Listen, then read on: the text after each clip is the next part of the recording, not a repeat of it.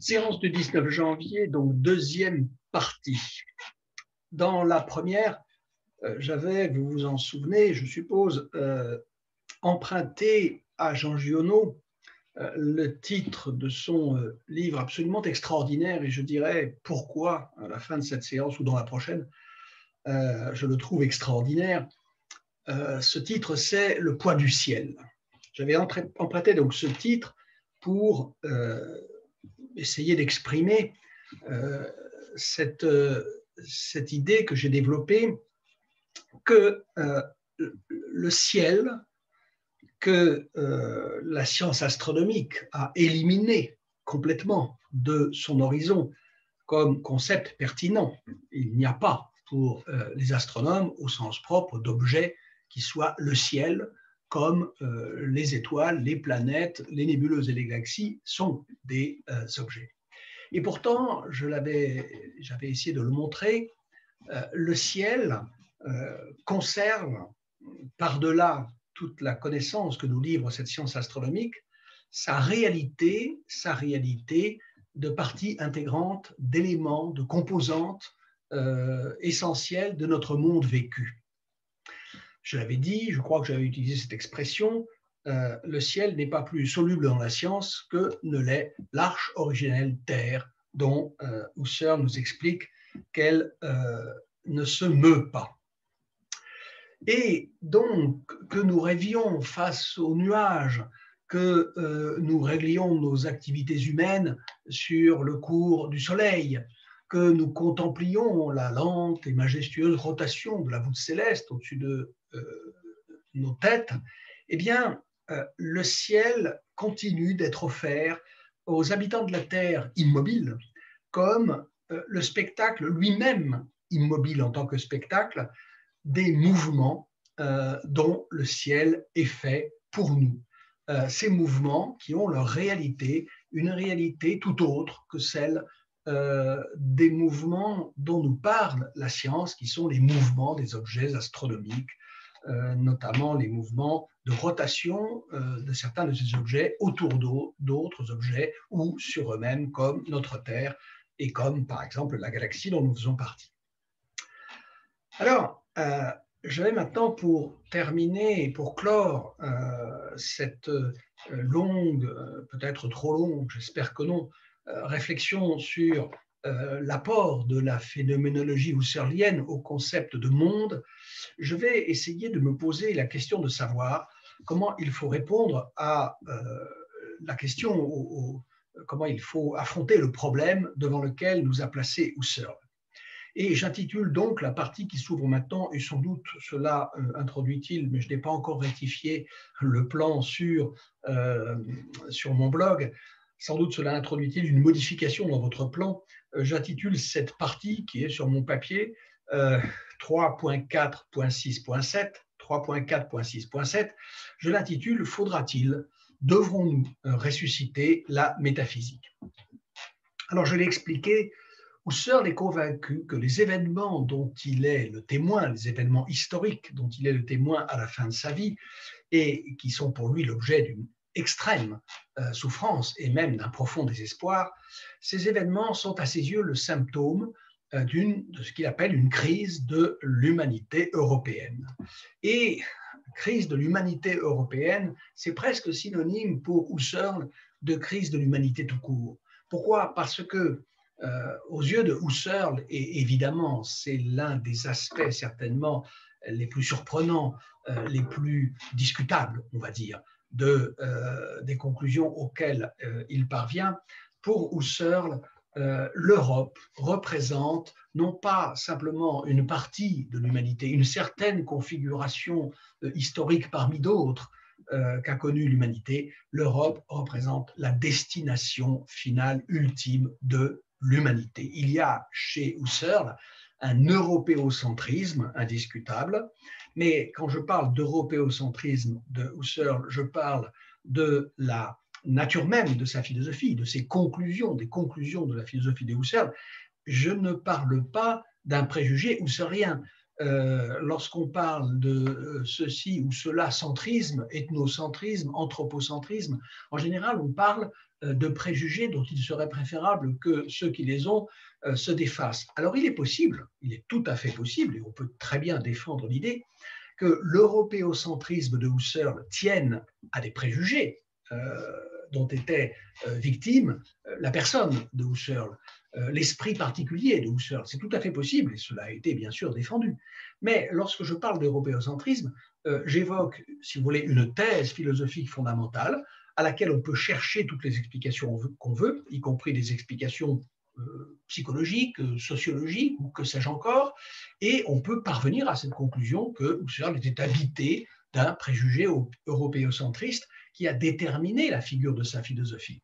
Mais cela reste à montrer et cela reviendrait sans doute à ouvrir une brèche assez considérable dans la philosophie phénoménologique. Mais je passe sur cette question et je reviens à ce que je disais, c'est en tout cas la conviction de Husserl que la crise de ces années 30 dans lesquelles il compose ses livres et cette conférence, la crise des sciences européennes et la phénoménologie transcendantale, ou la crise de l'humanité européenne et la philosophie, eh bien, Husserl est convaincu que nous sommes devant une crise face à laquelle la seule solution durable réside dans un retour à l'esprit qui a animé la philosophie depuis l'Antiquité, au cours encore du Moyen-Âge et jusqu'à la Renaissance.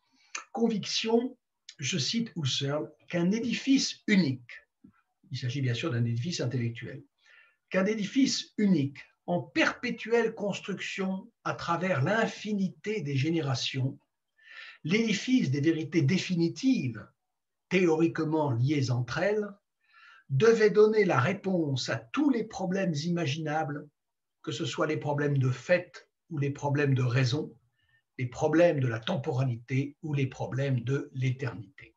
J'ai déjà cité au moins des parties de cette phrase de Husserl. Donc l'édifice dont il s'agit, l'édifice qu'il s'agirait de reconstruire et dont j'ai dit que c'était un édifice intellectuel, c'est en fait un édifice plus encore qu'intellectuel, un édifice spirituel. Un édifice spirituel en perpétuelle construction à travers l'infinité des générations, et cette notion d'infinité est tout à fait essentielle pour comprendre le sens de la philosophie de Husserl. Pour Husserl, l'humanité est une construction infinie, ce qu'il appelle une tâche infinie. Une tâche qui ne sera jamais achevée, la tâche qui consiste à s'acheminer vers la construction de ce caractère systématique de l'édifice des vérités théoriquement liées entre elles. Théoriquement ne veut pas dire hypothétiquement, possiblement. Théoriquement veut dire liées entre elles au point de vue de la connaissance. C'est-à-dire que la tâche de l'humanité est de perfectionner constamment, en permanence, la tâche qui a été entreprise par les Grecs, ce qui explique ce que j'ai appelé l'européocentrisme ou l'européanocentrisme de Husserl, la tâche qui a été entreprise par les Grecs, tout simplement, d'une compréhension théorique du monde. Eh bien, il s'agit d'édifier petit à petit, sans espérer qu'il puisse être jamais achevé, cet édifice des vérités définitives théoriquement liées entre elles, et qui doit donner la réponse à tous les problèmes imaginables, que ce soit les problèmes de fait ou les problèmes de raison. Les problèmes de fait, ce sont les questions que nous nous posons à propos de la façon d'expliquer telle ou telle réalité, tel ou tel objet, tel ou tel phénomène qui se produit dans le monde, aussi bien dans le monde naturel que dans le monde humain. Quant aux problèmes de raison, ce sont les problèmes relatifs à la construction même de ce savoir. Il y a un savoir des choses et il y a un savoir de notre savoir sur les choses. Le savoir des choses, c'est la science. Le savoir de ce savoir sur les choses, c'est tout simplement ce qui s'appelle la philosophie. Donc, que ce soit les problèmes de fait ou les problèmes de raison, les problèmes de la temporalité ou les problèmes de l'éternité. Problème de la temporalité, problème que nous nous posons à tel moment. Comment, par exemple, comprendre tel phénomène naturel? Comment résoudre tel ou tel problème, par exemple, moral ou politique? Ça, ce sont des problèmes de la temporalité. Problèmes de l'éternité, les problèmes relatifs à la façon de traiter ces problèmes. Et ces problèmes-là peuvent être traités dans l'éternité un peu comme le sont, si vous voulez, les problèmes mathématiques.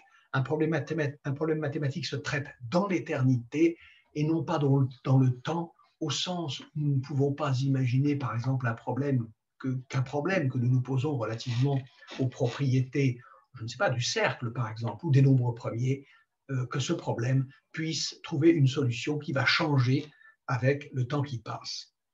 Donc voilà ce que signifie pour Husserl la tâche de la philosophie. Et vous savez qu'on appelle scientisme, par exemple, l'idéologie qui veut que la science soit capable de résoudre tous les problèmes et de répondre à toutes les questions que se pose l'humanité. Husserl n'est assurément pas scientiste, puisque précisément il pense très profondément qu'à la dimension de connaissance de la science doit s'ajouter une dimension qui est la dimension de la philosophie, mais on pourrait parler, si vous voulez, symétriquement ou de façon analogue à la façon dont on parle de scientisme, on pourrait parler d'un philosophisme, si vous voulez. Ça veut dire que pour Husserl, c'est la philosophie qui détient la clé de toutes les questions et de tous les problèmes que peut se poser l'humanité.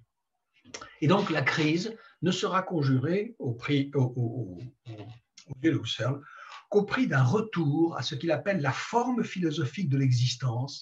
Je cite là encore, c'est dans la crise des sciences européennes et la philosophie transcendantale.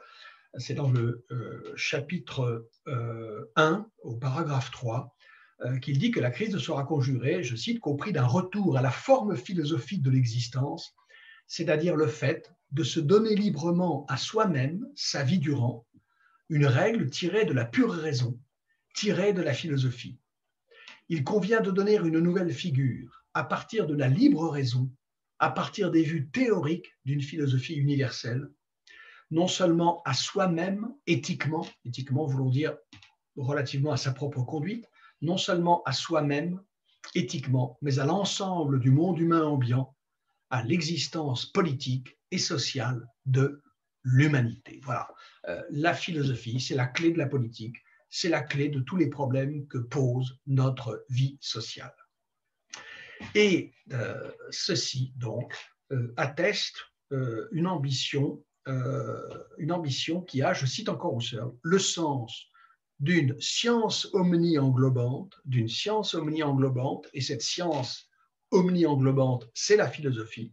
C'est la philosophie comme science rigoureuse, selon le titre de l'opuscule initial qui a lancé donc la recherche phénoménologique de Husserl. Une science omni-englobante, la science de la totalité de l'étang, de tout ce qui est. Cette nouvelle philosophie de désir, rien de moins qu'englobée dans l'unité d'un système théorétique. Théorétique signifie, encore une fois, là, ça c'est un vocabulaire qui vient d'Aristote. Théorétique veut dire chez Aristote qui se rapporte à la connaissance comme connaissance. Donc l'unité d'un système théorétique, toutes les questions pourvues de sens, sans exception, d'une façon rigoureusement scientifique, dans une méthodologie rationnelle. Vous voyez le nombre de fois que Husserl répète ici les mots de raison et de rationnel doit nous rappeler que Husserl était profondément et radicalement, on va dire, alors cette fois-ci au sens tout à fait propre du terme, au sens où cela renvoie à la racine des choses, eh bien Husserl est profondément et radicalement un philosophe rationaliste. Et comment appeler de quel nom désigner ce qu'il s'agit de remettre en scène, ce qu'il s'agit de ressusciter, de revivifier, si vous voulez, eh bien, cela s'appelle là, précisément, métaphysique. Alors, bien sûr, ce terme de métaphysique pourrait appeler des explications et des commentaires à l'infini. Je ne gloserai pas du tout sur ce terme, mais j'en donnerai la signification proprement husserlienne. Je cite Husserl, une nouvelle fois. Et cette fois-ci, nous sommes... voyons que je vérifie la référence. Oui, nous sommes toujours dans la crisis au paragraphe 3 de la première partie. Eh bien, la situation exige de restituer à la métaphysique, je cite Husserl, la science des questions ultimes et les plus hautes. Lui restituer le statut, si vous voulez, de science des questions ultimes et des plus hautes, la dignité de reine des sciences, dont l'esprit seul confère leur sens ultime à toutes les connaissances, celles de toutes les autres sciences. Donc la métaphysique comme reine des sciences, comme science de toutes les sciences, comme science pouvant constituer le fondement et la justification de toutes les autres formes de connaissances. Vous vous souvenez que j'avais dit plus haut que la science avait gagné son indépendance dans l'histoire de la pensée occidentale, et cela se passe au XVIIe siècle. La science avait gagné son indépendance d'abord en se donnant des méthodes absolument nouvelles et en écartant de son champ de recherche toutes les questions relatives au fondement et aux finalités de la connaissance, pour se livrer à l'activité de connaissance elle-même sans se demander ni ce qui la rendait possible, ni dans quelle direction elle pouvait et devait nous conduire. Eh bien, il s'agit maintenant de revenir à cette inspiration d'une science, c'est-à-dire d'une philosophie, qui n'abandonne pas ces questions. Et par métaphysique, Husserl entend donc cette, je le cite à nouveau, unité indéchirable, cette unité indéchirable qui court à travers toutes les prestations de l'esprit. Là, nous sommes dans la troisième partie de la crise des sciences européennes, au paragraphe 29. Cette unité indéchirable qui court à travers toutes les prestations de l'esprit. Et cette unité, elle est, et là, ça va me permettre de faire un dernier petit rappel à ce qui a été dit antérieurement, cette unité, elle est assurée ultimement, fondamentalement, en dernière instance, cette unité est assurée par la relation qui unit tout l'édifice du savoir scientifique, la relation qui solidarise tout l'édifice de la connaissance scientifique, du savoir scientifique, à, je cite Husserl, la prédonnée, ce qui est prédonné. La prédonnée est la constitution appartenant à l'ego apodictique, à moi, à nous, en tant que source de tout sens, d'être effectif et possible. Alors là, je commente, enfin j'explique un peu parce que ça n'est pas immédiatement parfaitement clair, j'en ai conscience.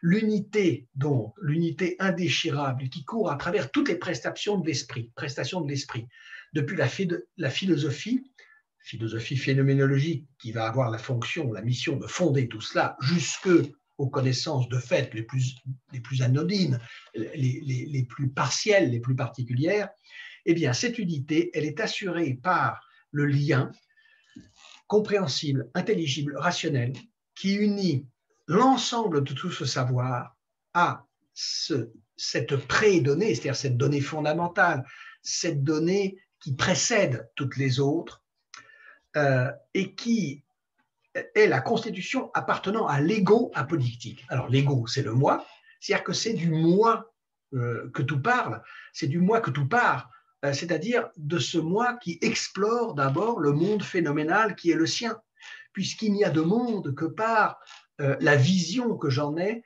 que par cette réalité phénoménale qui m'est donnée. Donc c'est de l'ego qu'il faut partir. Et la phénoménologie est une description du monde humain à partir de l'ego, de cet ego que Husserl qualifie d'apodictique, ce qui veut dire qui a le caractère d'une vérité nécessaire.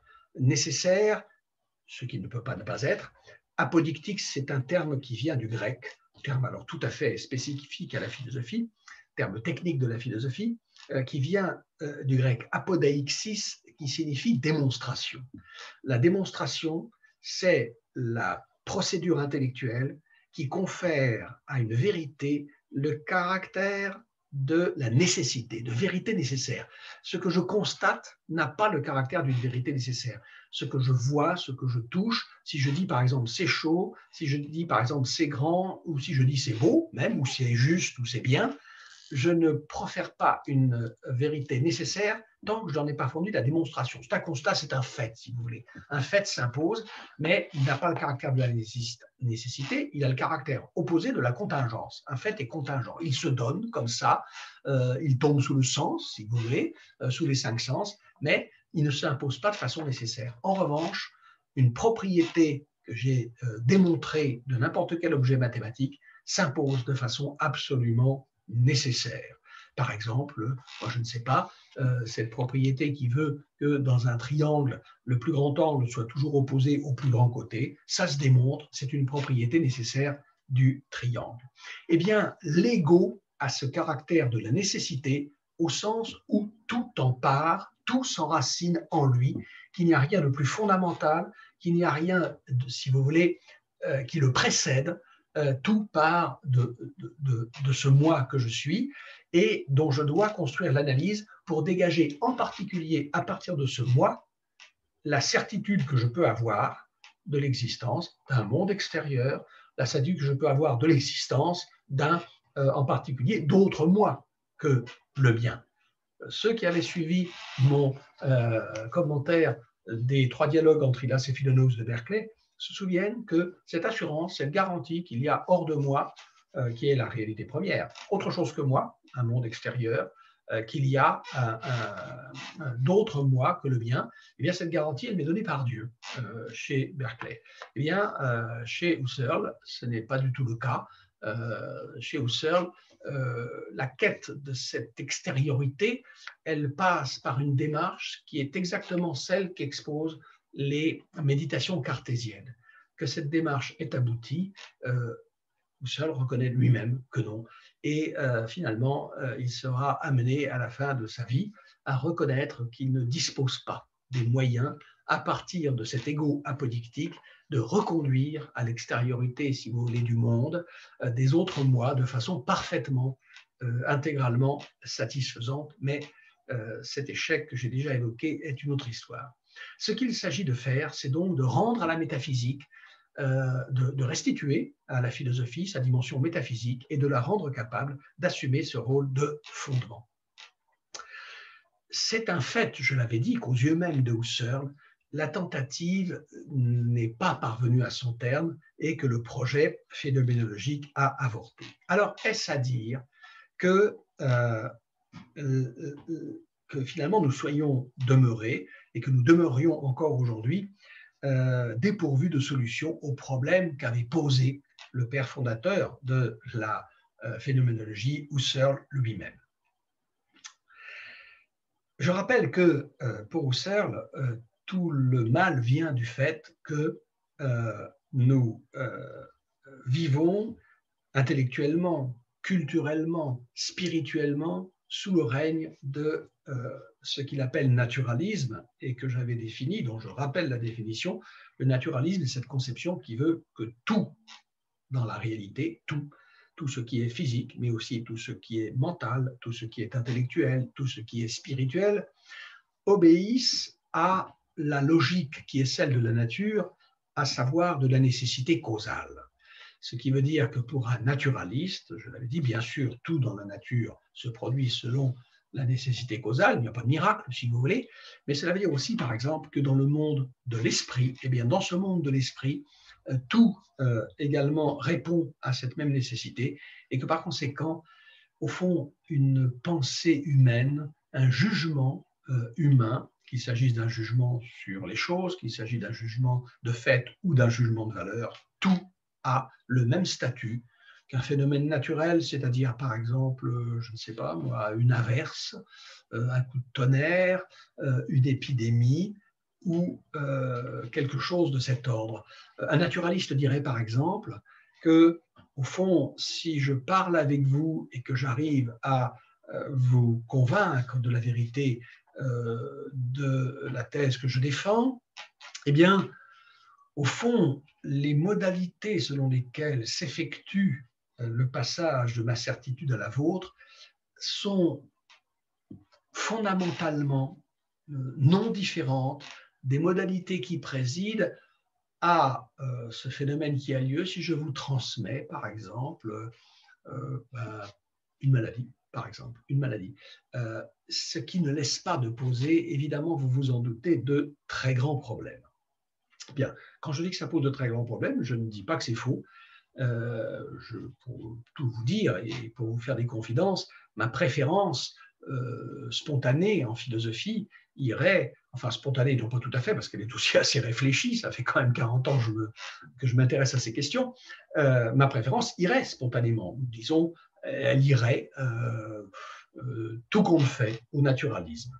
Il n'empêche que je suis conscient, tout en ayant cette préférence, cette inclination en direction du naturalisme, que je suis profondément conscient des difficultés qu'il soulève. Alors, tout le mal, dit Husserl, vient de ce que nous vivons sous l'empire, sous l'emprise d'une conception naturaliste des choses, et en particulier d'une conception naturaliste de l'esprit. Conception que Husserl considère comme fondamentalement erronée. Alors, je ferai ici quelques remarques. D'abord, il n'est indépendamment de ce qu'on peut penser de la vérité ou de la fausseté de la conception naturaliste. Il n'est pas sûr que le naturalisme soit la cause des problèmes qu'affrontent nos civilisations, et en particulier de la crise dont il est assez évident que l'Europe en particulier, et peut-être l'humanité, la traverse dans les années où écrit Husserl. Je parle des années d'entre-deux-guerres, et je parle plus précisément de ce à quoi pense Husserl quand il fait état de son désespoir, de sa détresse dans la lettre à Manneke que j'avais citée la dernière fois. Je ne suis pas sûr que le naturalisme soit coupable de ces mots. À supposer même qu'on assigne aux productions mentales des humains, à leur travail intellectuel, à supposer même qu'on assigne à ces productions mentales un rôle déterminant dans l'histoire, voire un rôle prépondérant. Un rôle prépondérant dans le devenir des sociétés humaines.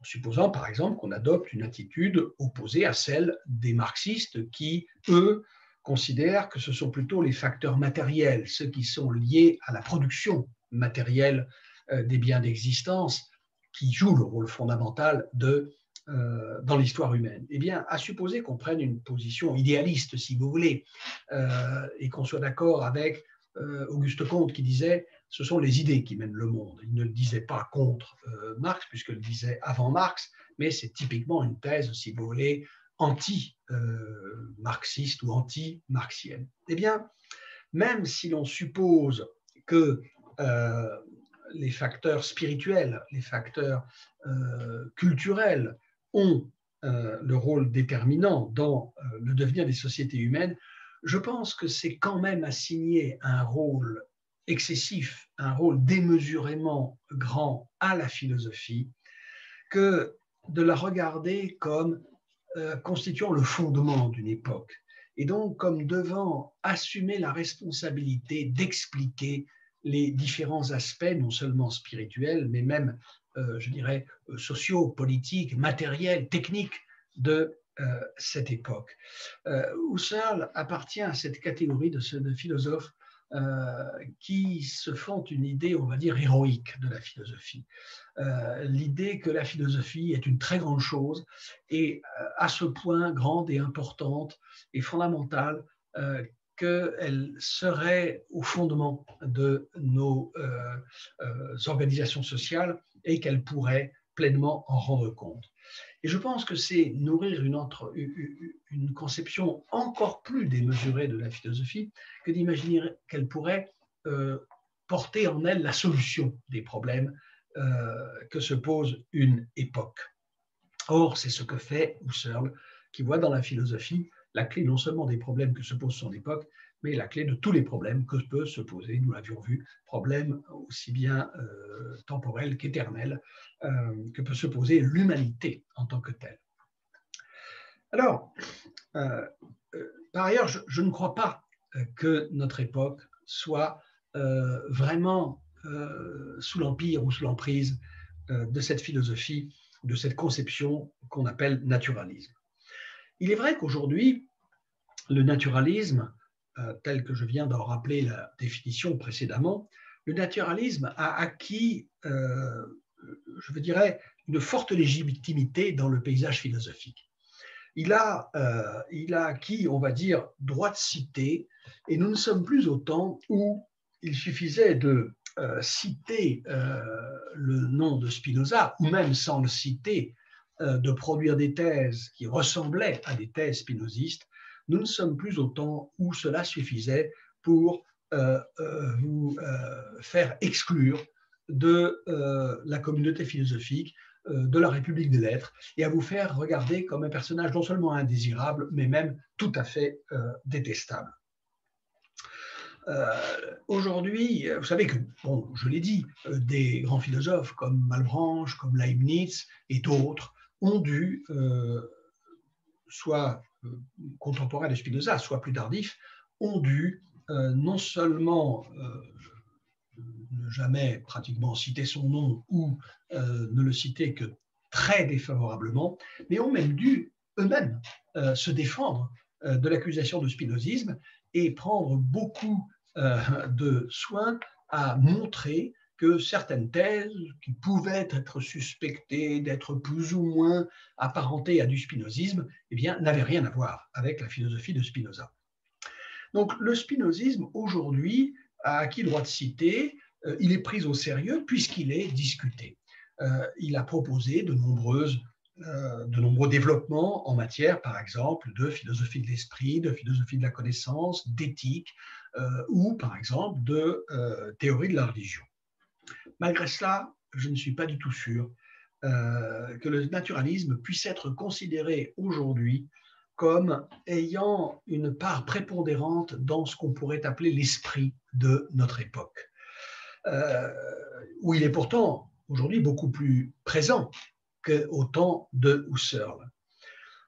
Je crois que pour que le naturalisme joue un tel rôle, pour qu'on puisse soupçonner qu'il pèse aussi lourdement sur notre époque, il faudrait qu'il imprègne la culture bien au-delà de la philosophie et des philosophes, ce qui ne me semble pas être le cas. Je ne crois pas que notre époque contemporaine soit fondamentalement naturaliste.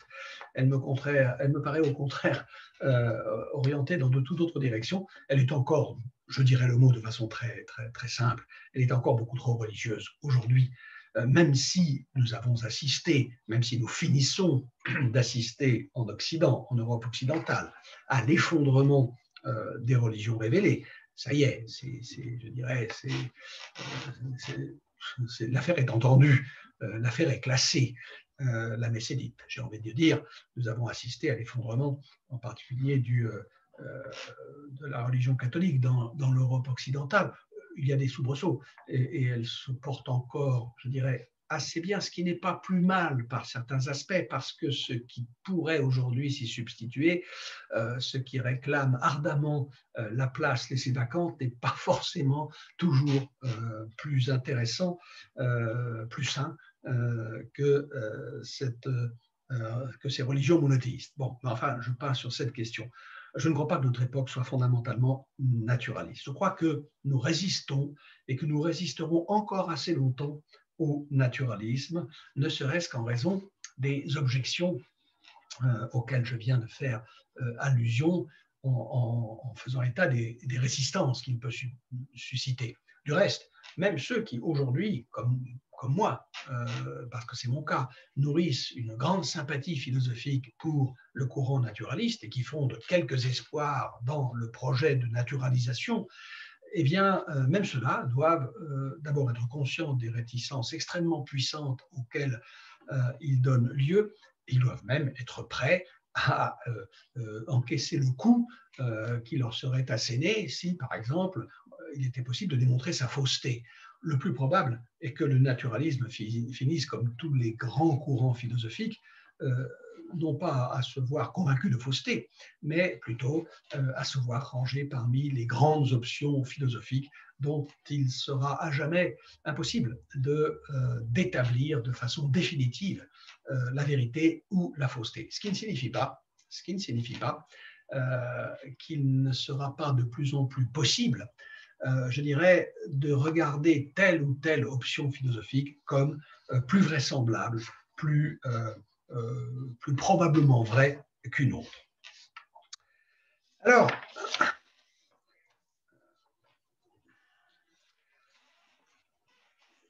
j'en ai terminé avec ces remarques sur le naturalisme et je voudrais évoquer pour finir l'hypothèse, la possibilité que le divorce qui préoccupait le fondateur de la phénoménologie, ce divorce entre notre monde vécu, notre monde humain, celui que nous vivons sur cette arche originaire Terre qui ne se meut pas, et sous le poids de ce ciel que j'avais évoqué à partir de Giono, il est possible que ce divorce donc entre ce monde vécu et la représentation mathématisée que nous donne la science moderne du monde, eh bien que ce divorce connaisse un tout autre destin et que le problème qu'avait posé Husserl trouve, sans aucunement d'ailleurs l'avoir cherché, une issue tout à fait différente de celle que Husserl appelait de ses voeux. Ce à quoi Husserl aspirait, c'était une solution philosophique, une solution trouvée dans la métaphysique, dans ce savoir omni-englobant dont je viens de reparler encore il y a quelques instants. Peut-être même l'humanité s'est-elle déjà engagée dans un chemin qui pourrait rendre caduque le problème que Husserl lui-même s'était posé.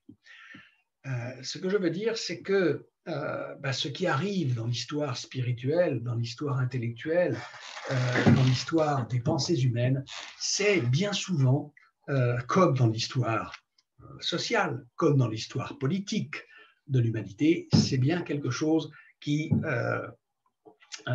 n'avait pas été prévu, qui n'avait été annoncé par personne. Alors, en vérité d'ailleurs, bon, quand je dis que ce qui arrive dans l'histoire de l'humanité est ce que personne n'avait vu venir, il faut être précis.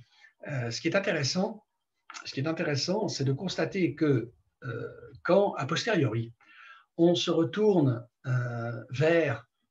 rétrospectivement, vers un très grand événement qui a secoué l'humanité. Lorsqu'on se retourne, par exemple, depuis des temps ultérieurs, vers une guerre mondiale, je ne sais pas, la Seconde Guerre mondiale, par exemple, vers une grande crise économique, la crise de 29, ou la crise des subprimes aux alentours de 2007-2008, lorsqu'on se retournera vers, un peu plus tard, vers la crise sanitaire que traverse le monde aujourd'hui, eh bien, la règle est que l'on trouve toujours, au moins une occurrence, et souvent plusieurs, de prédiction de ces grandes crises. On tombe toujours sur un livre, sur un article, sur une déclaration publique de quelqu'un qui, en des termes absolument stupéfiants de prémonition et d'anticipation, annonce ce qui allait arriver. Et je dirais que cette règle sera de plus en plus vraie parce que, évidemment, compte tenu de l'immensité des propositions qu'on peut trouver en circulant sur ce réseau qui s'appelle Internet, on trouve toujours, nécessairement, il ne peut pas en être autrement, il serait impensable qu'on ne trouve pas une anticipation, une prévision, qui essaiera quelquefois même de se faire passer pour une prédiction relevant de dons surnaturels, de ce qui va se passer dans le futur. Et donc, il est très imprudent de dire que ce qui arrive, c'est ce que personne n'avait vu venir. Non, il y a toujours eu quelqu'un pour voir venir, toujours. Et il n'y a pas besoin de Nostradamus pour cela. Mais c'est un fait qu'il y a des choses que l'un ou l'autre, ici ou là, à tel ou tel moment, aura vu venir, mais que personne n'aura voulu entendre comme des prévisions pertinentes ou des prévisions, je dirais, plausibles. Ce sont des prévisions qui se perdront dans le flot, dans le flux, dans le brouhaha des annonces et qui seront par conséquent oubliées. Il est possible qu'un jour, un historien de la philosophie ressorte mes conférences, elles se trouveront quelque part sur je ne sais quel support numérique s'il n'est pas détruit, et se disent tiens, oh, ce Patrick Dupuis devait être quand même particulièrement génial pour avoir vu arriver ce que nous avons effectivement constaté. Alors, je ne serai plus là pour le voir et je vous dirai que je m'en fiche un peu. Mais je vous dirai la prochaine fois, je vous dirai, donc ce sera pour la séance du 26 janvier, eh bien, quelle issue possible on pourrait envisager pour le problème que nous avait posé Husserl. Voilà. Je vous remercie et je vous dis à la prochaine fois.